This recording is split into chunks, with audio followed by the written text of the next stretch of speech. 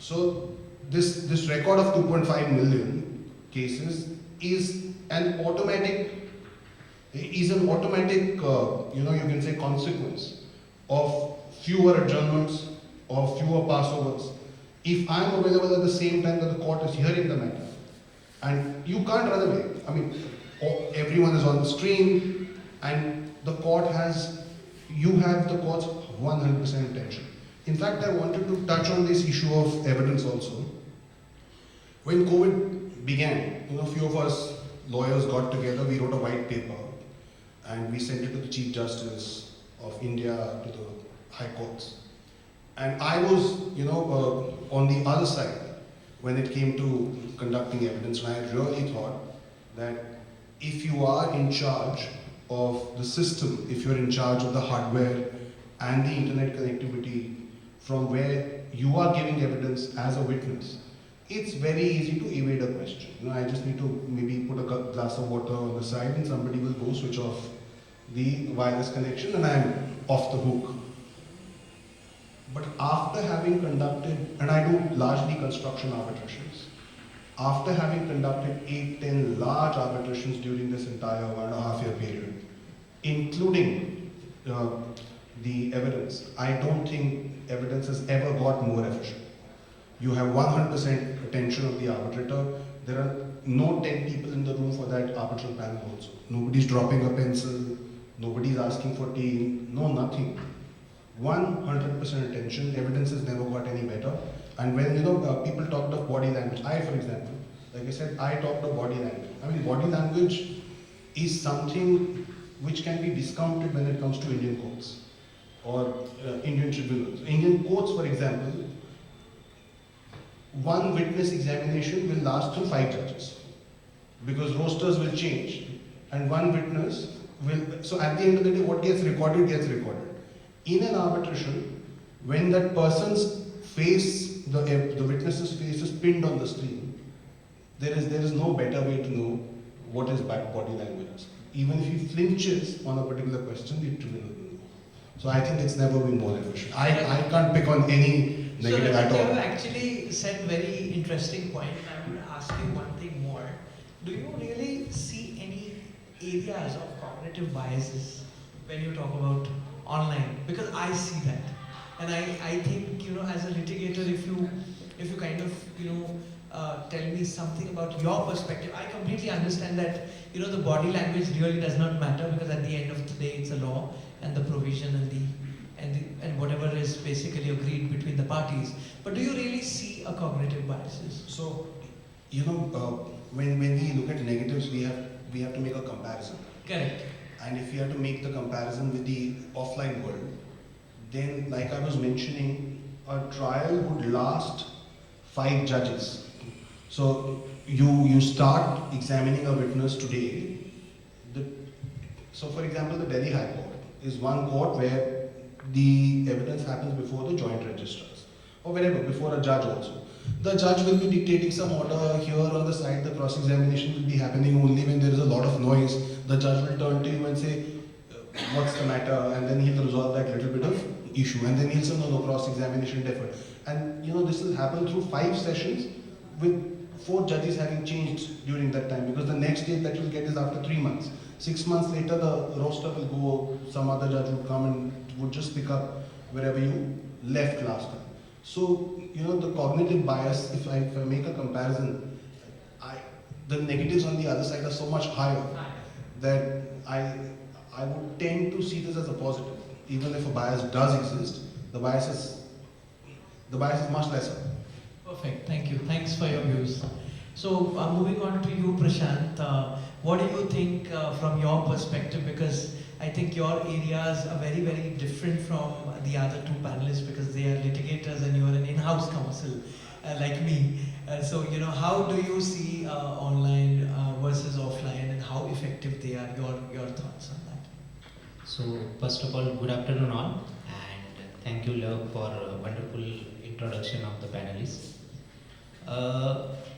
This is basically the question of to be or not to be, right? So, every system has its own pros and cons. The same way, the online and offline is also have their own pros and cons. Being a litigator, they have the lots of experience of the online and offline. But being a general counsel, we hardly appear before the court, or the mostly our job is to interact with the lawyers or to give the briefs to the lawyers, and they will appear and present before the court. But having said that, considering the both views, there are so many pros and so many cons. Now, if we are thinking about the judiciary, where we are thinking about the artificial intelligence, where we are thinking about the metaverse, which is a future in the judiciary as well. Considering these futuristic aspects, where we need to have to tend to the online system, though the judiciary has its own restrictions or the boundaries where they cannot be go and deliver the justice fully online.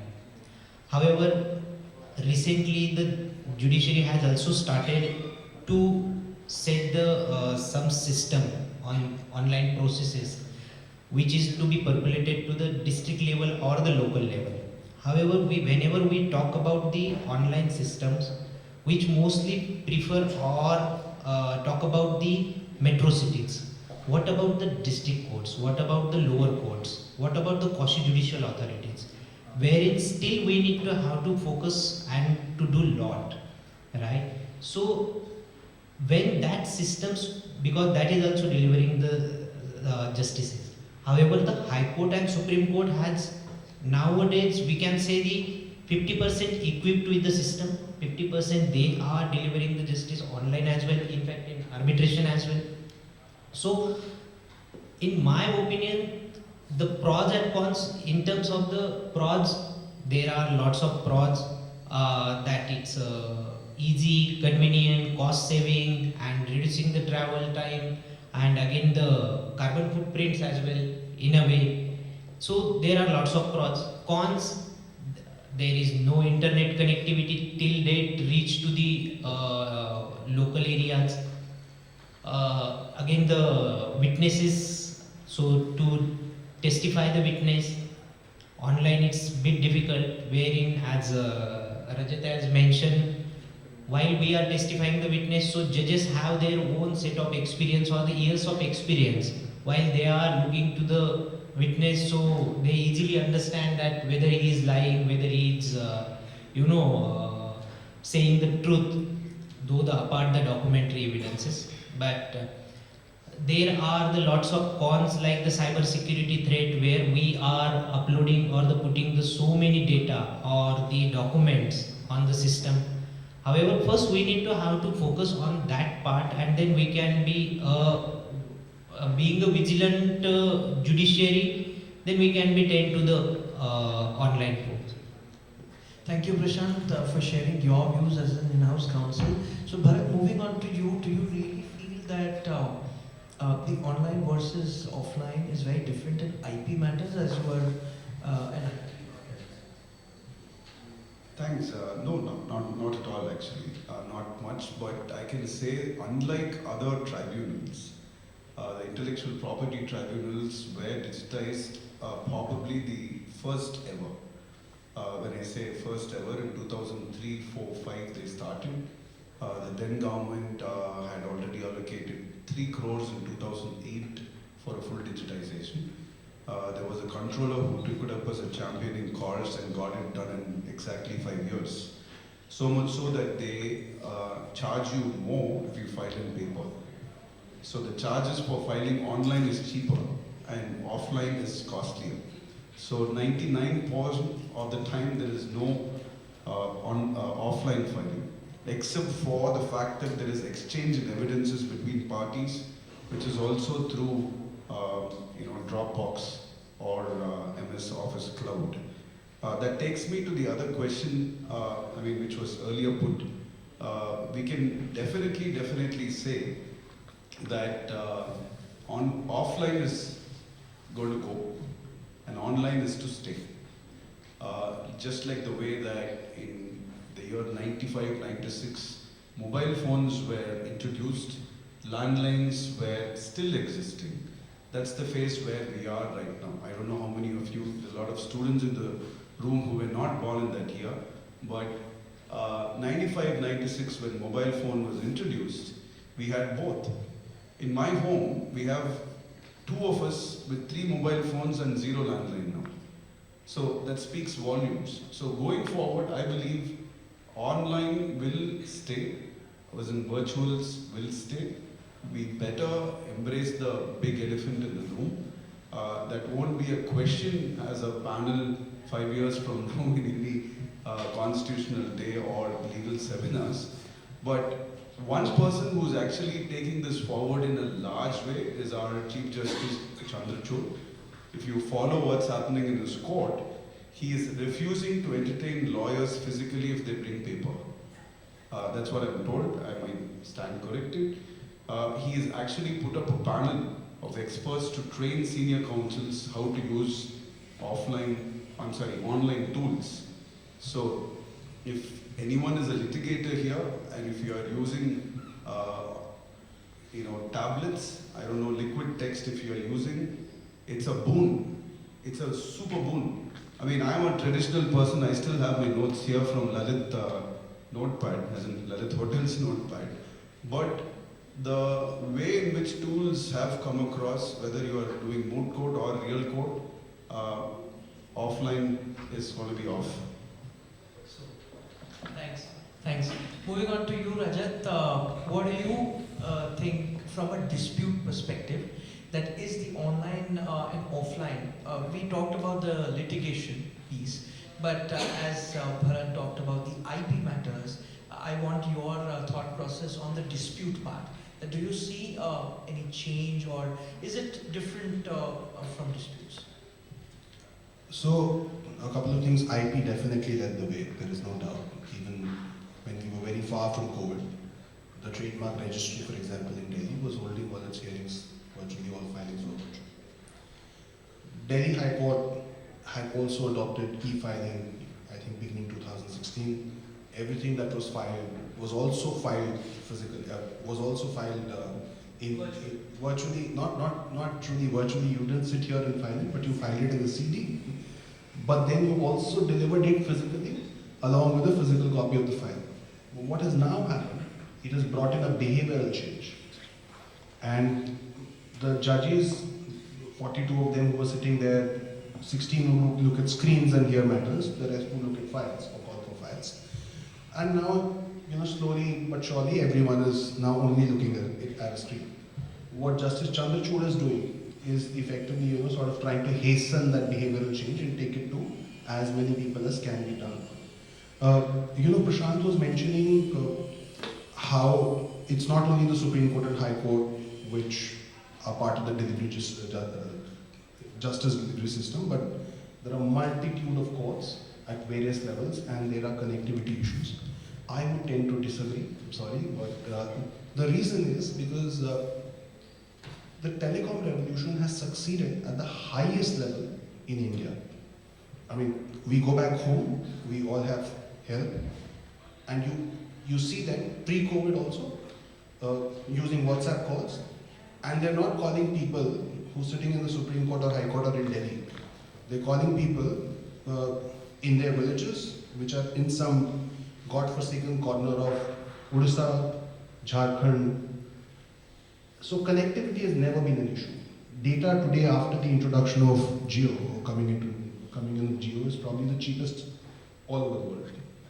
We've had the tools, and it's unfortunate, it will be extremely unfortunate if we lose the benefits that have come from this very horrible time and go back to doing hearings online as is, there is an attempt for, I think the courts primarily are responsible for it. I mean, they've done an incredible job, but then, the feeling of delivering justice in a court was lost, because you were effectively only on the other side of the screen, and everyone else was muted, everyone else had their videos off, and it was only one person talking to another. And it was not like holding a court. So I think that is one reason why we are possibly in many areas going back to doing matters physically, but I see absolutely no reason why we should give up on the efficiency that's coming. Also, on the point that Prasanth made, I happened to have a conversation with a batchmate of mine who went into the judiciary, and he is currently posted in some corner of Uttar Pradesh, and I think he would probably be an ADJ. And he said that even though the filings happen physically, justice delivery system has never been more efficient than it is now. So, just giving a You review. get the copy of the order within possibly half an hour's time. You know, the online, yeah, the PDF, you get a e-sign of a judge. So that is something really. Everything that you can think of, put your finger on it, it's gotten more efficient. Yeah. So, you know, adding to this, what are the pitfalls to avoid in online proceedings? Because see, there is a lot of room for improvement. You have to agree to that. I completely agree. So this is exactly how I look at it. I don't look at it. I don't look at the other side as negatives or the disadvantages. I look at it as you were saying that we still have we still have for improvement. Yeah, I mean we still have to walk a lot longer. There is no doubting that. I think the behavioral change has not truly kicked in, and we need to truly work on that. There is also the hybrid system. While the online system has worked phenomenally well, the hybrid system has not yet been able to work properly. So if very often I've seen, and this is from our experience in courts, if one lawyer is on the screen and the other is in court, the courts are having a difficulty making it work. Maybe because, not necessarily because of connection issue, but maybe we have not truly got acquainted. I think they're not able to follow each other very well. We've not